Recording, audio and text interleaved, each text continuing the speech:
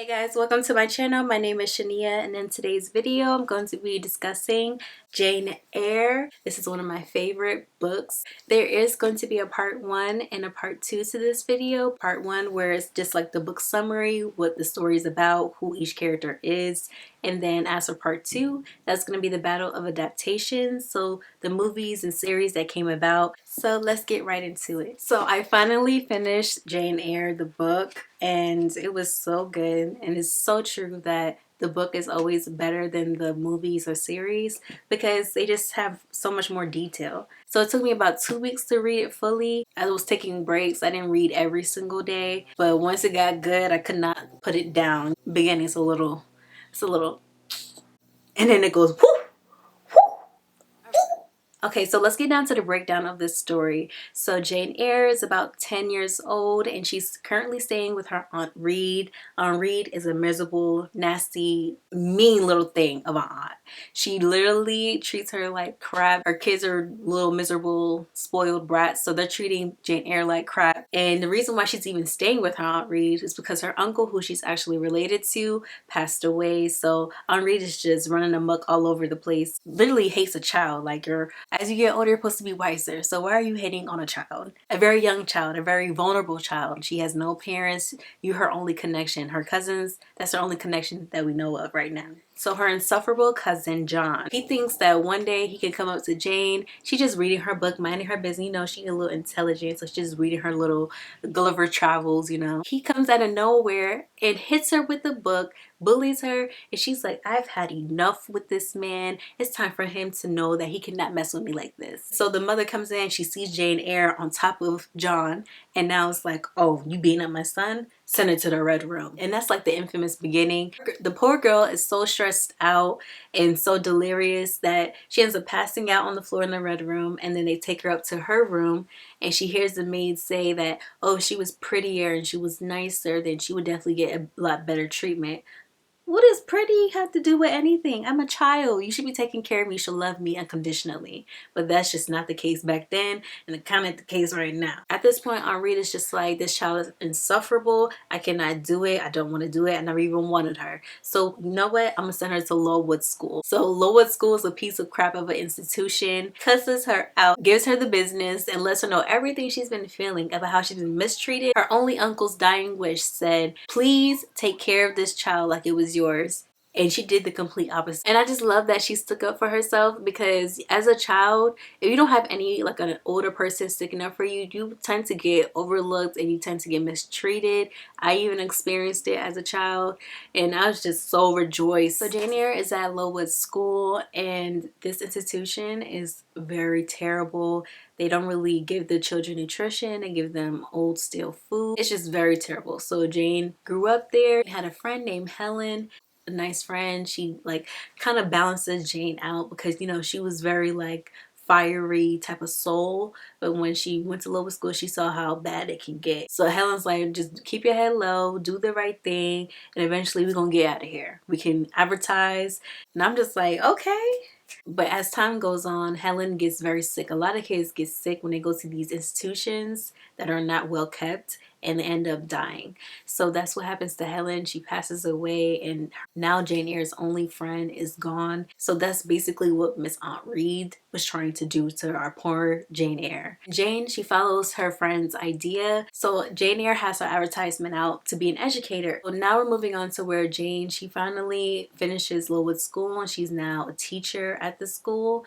But she's just like, I need more out of life. I can't just be here. This is just terrible. You could tell that she's ambitious. She wants more out of life. So someone picks up Jane's ad in the newspaper, and they're like, you know what? We really need a governess. Can you send some references and let's get this in motion? So she sends her references, and she sets up that new situation at Thornfield Hall. So Jane Eyre finally gets to Thornfield Hall, and Miss Fairfax, which is the housekeeper, greets her and lets her in the house. And Jane Eyre thinks that it's her house because she doesn't really understand the situation, but it's Rochester residents, but she doesn't know who Mr. Rochester is yet. So Jane Eyre is teaching Adele, and she's comfortable with her situation. She's glad she left Lowood. With the fiery soul that she has, she's like, I think I need a little bit more. Like, she even says, it is vain to say human beings ought to be satisfied with tranquility. They must have action, and they will make it if they cannot find it. So Jane Eyre is on her way to go post a letter in town, but she ends up bumping into a mysterious man. He doesn't really see her at first, but when he does see her while walking, he accidentally like drops from his horse and gets injured. And so he's like, you're a witch, you're this, you're that. Like, why are you just like hiding in the shadows? And she's like, I'm just posting a letter, hun. He's very irritable, miserable type. So Jane is like, you good? You need help? You need anything? I can go into town and go get some help. And he's just like, no, no, give me to my horse. I don't need nothing from you. You're a witch. Don't touch me. But eventually he's like, you know what? I'm gonna need your help. And so she helps him to his horse. And he's like, you know what? Who are you? Where are you from? And she's like, I'm Jane Eyre. I'm the governess at Thornfield Hall. He's like, oh, really? He's unaware of the situation because Miss Fairfax hired her. He's like, okay, all right. So they part ways and she goes into Thornfield Hall. She sees a dog, the same dog from when the mysterious man fell off the horse. It was his dog.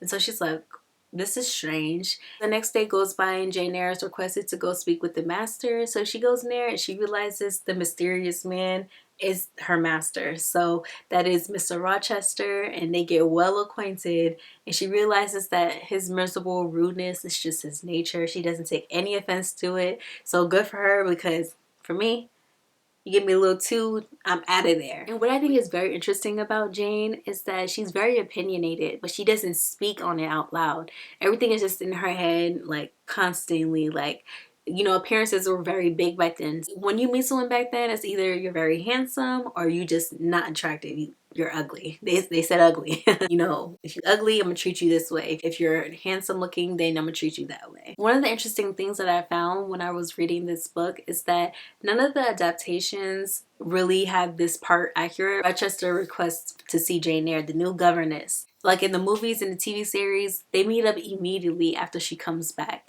So it turns out later in the book that he was spying on her and just checking her out, seeing how she was teaching Adele, and seeing what kind of person and character she was. He's the type of person where I don't want to hear what you're going to say. I just want to watch you to see exactly what you're going to do. It's about what you do and not what you say. A little time goes on, and eventually he asks for her and they talk. So in the movies and TV series, he comes off very rude, cold, distant, insufferable, but he's way more intense in the book. Like, geez, I was starting to say, like, dang, like, I think he wants to fight. I think after the conversation, because she answers his questions like no other person or how he expected her to answer, after that conversation, I think he respects her and now understands and sees her in a different way and understands that she's just not like any other person. And after that conversation, now it starts to get good. Now we're getting a lot of action. So now it's about to get very intense in the story. Jane Eyre is sleeping in her room, and then she hears rumbling outside of her door.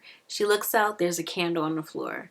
So she goes out and she doesn't see anything abnormal, but then she goes over to where Mr. Rochester's door and she could smell and see smoke coming out of it. So she goes in and she realizes that his bed is on fire. So she's like, Mr. Rochester, wake up, wake up. He's not getting up. She splashes him with water. He finally gets up. Oop. He's like, who put fire to my bed? Is it you? Because he already feels like she's a witch. So I'm just like, girl, this is a Salem witch trial. She would have been out of here by now. Leaves her in the room and he goes to check on the rest of the house to make sure everything is good. He's in his room now and he lets Jane know everything is good. Don't say nothing. Keep quiet and go back to your room. So she's like, okay, all right. And so she's getting ready to sleep and he's just like, you're not gonna, that's how you gonna leave me all dry? And then he goes into like how he's so grateful and he's thankful and he's forever in her debt. And she's like, no, sir, it's no burden, being all coy and whatnot. And he's like having a hard time letting her go because at this point, he's just like, dang, like she really saved my life. You know, that passion and the attraction, the energy is just flowing between them. They're alone in a dark room late at night. It's just, the energy was just setting off. So Jane is like, I gotta get up out of here. He can barely let go of my hand. I think I hear Miss Fairfax. I got to go. You ain't about to make a mistress out of me, sir. She doesn't say that, but you know, that's how I'm taking it. So at this point, Mr. Rochester has left the house because of the fire, and he goes to hang out with some people and then ends up bringing them back, and it has the house full of energy and just a whole bunch of chaos going on. And Adele's like super ready to go see these people because, you know, they're very fine people. But Jane, she could really care less. She's just like, these people are uppity and I don't have the time for it. So one night he requests for Jane and Adele to come to the drawing room and just hang out with them as the party is there.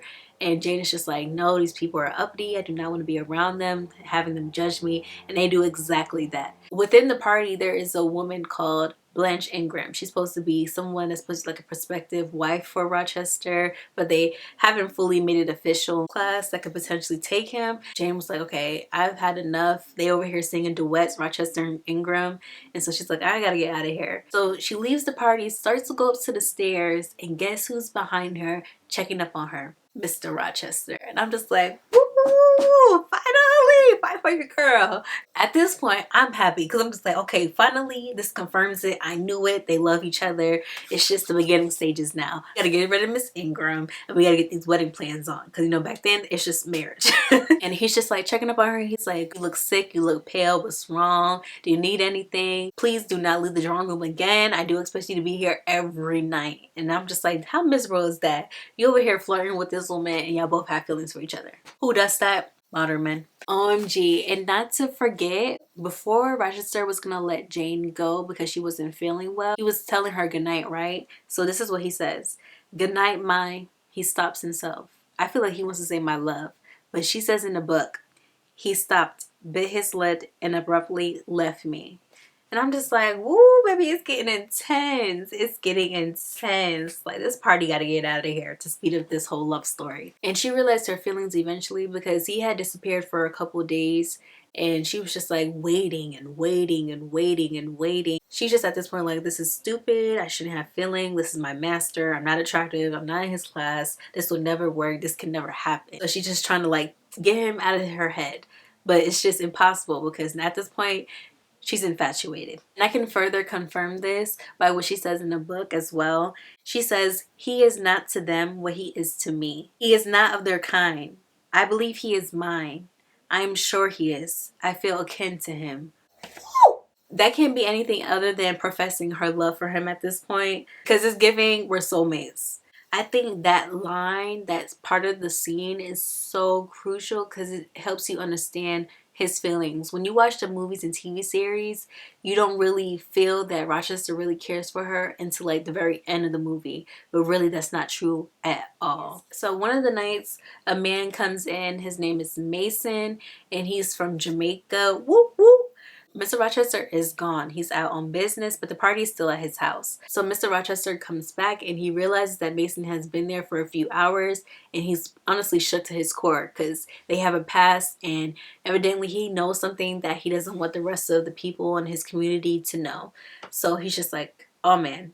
So everything gets settled and then the middle of the night comes and there's like this huge scream and everybody comes out the room. Staff, servants, the guests, everyone comes out. And then Rochester calms everybody down. And again, Jane is in the back. She's being observant. Everybody gets back to the room and she's like, okay, let me go to my room. Let me change my stuff because I know Mr. Rochester is going to be knocking on my door because he needs me. And that's exactly what he does. So they go up to wherever the scream came from. They go in the room and they see Mason sitting there on the couch and he's terribly sick, pale, sweating, and he's losing a lot of blood. He's all bloody. And that's because someone attacked him. But at this point, Jane doesn't know who did it, but she just follows Rochester's orders. She's just obeying him without any questions at this point. Because at this point, it's very creepy, scary, and just out of nowhere. Rochester goes and gets the doctor. He comes back and then he makes sure everything is good with him and sends him on his way. Okay, so then they have like a little chat in the garden and he's just expressing his worries and troubles. As people are waking up, you know, they go their separate ways. So a day or two went by and Jane's old maid back from when she was a child comes to visit her at Thornfield Hall and she lets her know, hey, your Aunt Reed is passing away. She's terribly sick. You need to come see her. Sets off and goes to see her miserable, disgusting aunt. So the aunt is on her deathbed, still being miserable as I don't know what. And then she confesses to Jane, you know, she's just like, I always hated you. I never liked you. I despised you. And Jane is just like, what did I do to deserve this? I thought I was a pretty decent child. She's just like, Mr. Reed, my husband, he loved you more than his own children. He asked for you on his deathbed rather than his own children. So she always halved him up. But then Aunt Reed discloses to Jane that there's a letter and it's from her uncle from Madeira. And this letter is dated 3 years ago. She held this letter from her, and guess what the letter says? So the letter states that he would like to adopt Jane and also bequeath all his belongings after he passes away. And this evil aunt kept this letter from her and then wrote back to the uncle and told him that Jane had passed away at Lowood School. Henri passes away, deuces, and she heads back to Thornfield Hall. So now Jane is back home at Thornfield Hall. So Jane is walking about on the grounds of Thornfield Hall, and she ends up seeing Mr. Rochester in like the little garden area. She tries to like go that way, but he ends up seeing her. He's like, Jane, come over here. And they end up having like a very beautiful, intense conversation. And this conversation entailed them professing their love for each other. Finally. I've been waiting for this moment. She's just like, you know what? Something's on my mind, so let me just get it over with. She's like, you're about to get married. You're going to get married to Blanche Ingram. So it's time that I look for a new situation. She's like, okay, I'm going to advertise like I did before, letting him know. And he's like, no, you're not going to advertise. I'll find a new situation. And he's just like, yeah, I am going to get married to someone. And she's just like, okay, well, I need a new situation. It's something in Ireland. And she's like, Ireland? So far away? Like, how am I going to see you again? He's like, you know what? You're not even gonna remember me. I'm nothing to you. And she's just like, what? You're nothing to me. How could you even say that? And she like professes her love. She's like, you think I'm plain, little, obscure, and that I have no feelings at all? Am I a machine? And I was like, yes, finally, let the fire come out, because she's been like harboring it since she was like 10. And then he like grabs her and he's like professes his feelings for her, and they basically tell each other that they love each other. That point is only at half of the book, so you can only imagine what's about to happen. So after Rochester professes his love as well, he proposes to her. He's like, marry me. And she's like, you're playing with me. I don't trust you. I really love you and I appreciate you and I want to marry you. She says yes. And then they have this very beautiful kiss moment, and then thunder strikes a tree and rain is pouring down. It's thundering in the skies. What an epic love scene. Like, I can imagine all of it. Charlotte Bronte is very descriptive. She's such a great writer. I really enjoyed reading this work. And then they're running back to the hall and they're just like laughing, goofing off, and just like trying to escape the rain. And when they finally find cover, they kiss some more. And it's just very cute and passionate. And I'm just like, oh. Miss Fairfax catches them kissing and she's just like appalled. But Jane or Rochester, they do not care whatsoever. And they just go their separate ways. The planning of the wedding is in motion. And now we're about to see our beloveds get married. And she's playing it very smart after having a conversation with Miss Fairfax. Even though she was being a little bit too nosy, but she did look out for the girl. She's like, you know, you're very young. You don't know about men too much. You need to take this slow. And so she's just like, you know what? You're right. I'm going to take this slow. She's just like, once we're married, I can give it my all. And what I like about this couple is that because he used to be so miserable and rude, she really like checked him and made him a better man within a couple of weeks. So he's like basically at her needs, like a slave to her, willing to do any and everything to keep her happy and feeling loved. Men, take notes, but don't take note of what I'm about to say next. So the day of the wedding, you know, they're running a little bit late. So Rochester's like yelling down for Jane, Jane, Jane, Jane, Jane, Jane. And she's like, I'm getting ready. And so she finally gets down to the stairs and he's like, okay. He stops and you could tell he's frantic, but he stops and he's just like, you're beautiful. Okay, let's go. So they're speed walking. They're running to the church. But then a solicitor comes in and he's like, stop. This marriage cannot go on. This man right here, Mr. Rochester, that is a married man and he has a living wife and I have proof. Rochester is like, what? What do you know about a living wife? And then in comes Mason around the corner. I'm like, this snake. I'm like, I know this is wrong, but he is snake for that. At this point, Rochester is about to like wring Mason's neck, but he's like, you know what? Let me show everyone. Let's all go see who this living wife is, this wife you speak of. So they enter the room. You can see Grace Poole, and then you see the living wife. This living wife, she is not stable. They call her all types of crazy, mad, and she needs to be in an asylum, all these different types of things. And he's like, this is supposed to be my wife.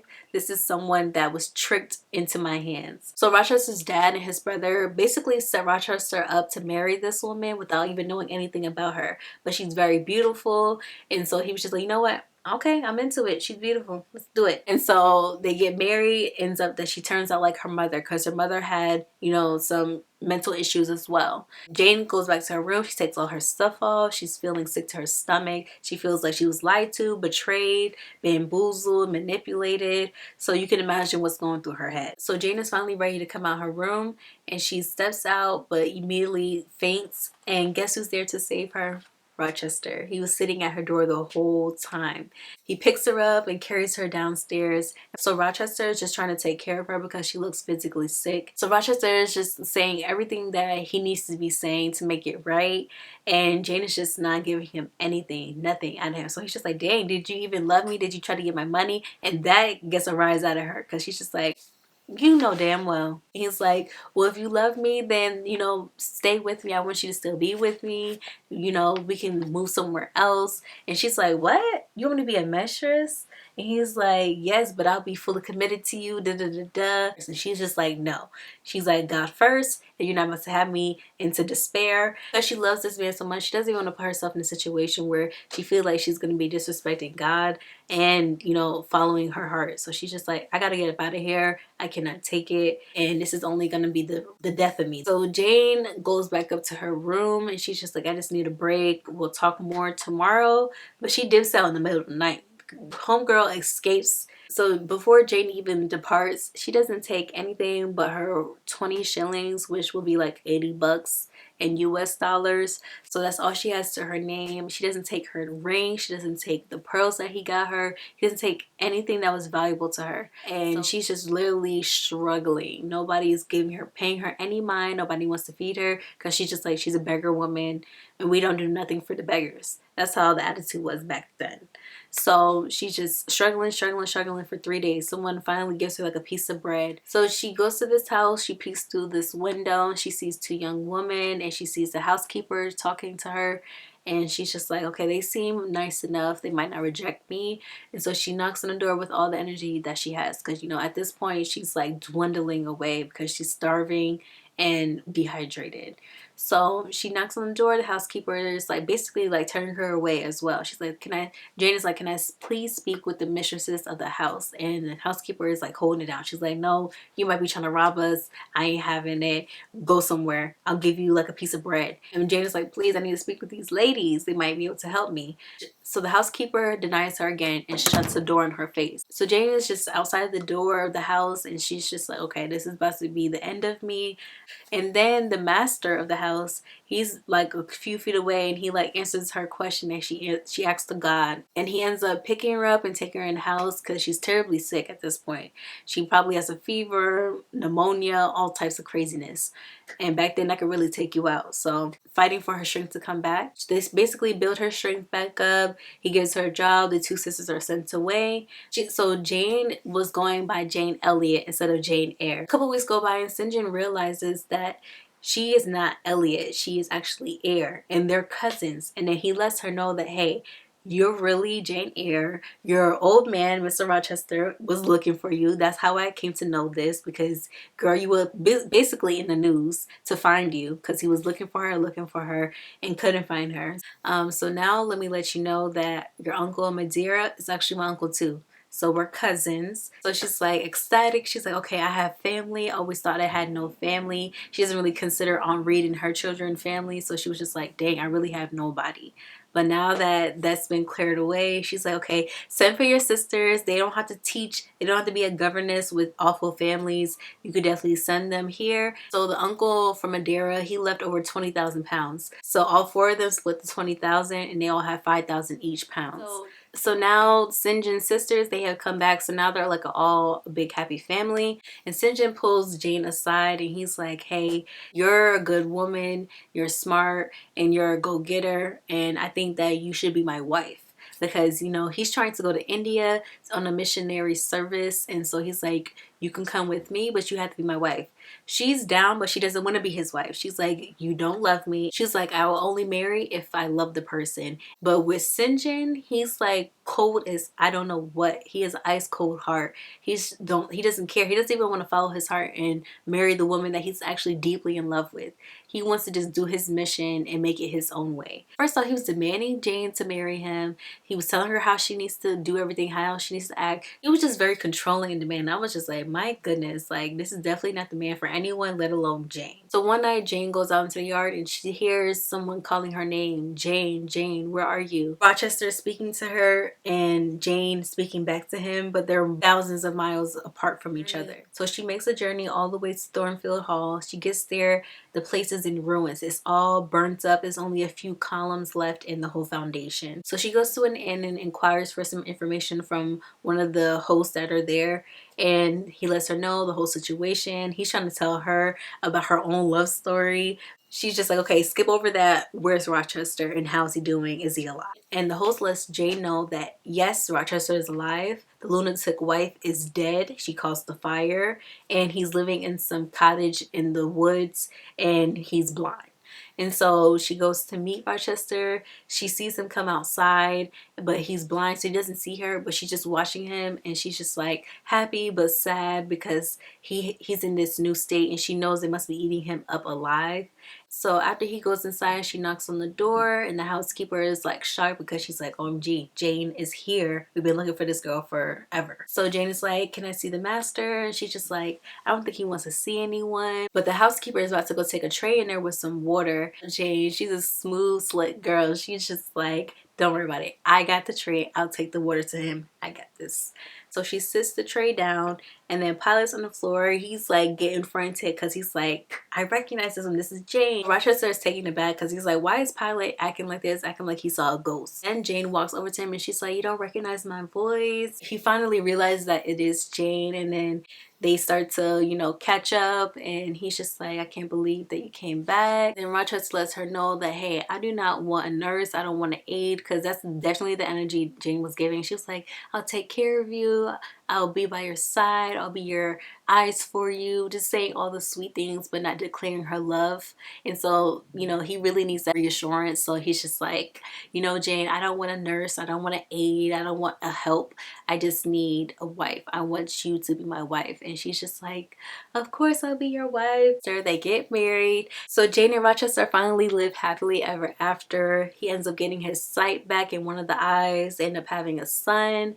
Jane gets Adele into a better school that's closer so they can visit more, and it's just a very beautiful story. Even Sinjin, he never like comes back into the picture, but his sisters, they go to visit and they visit them. So it's just very beautiful, happily ever ending, and I'm just very glad, because what's a romance without a happily ever after? All right guys, so that was the end of part 1. So I hope you guys enjoyed this video. Please like, comment, and subscribe, and definitely check out the part 2 so you can see the battle of adaptations.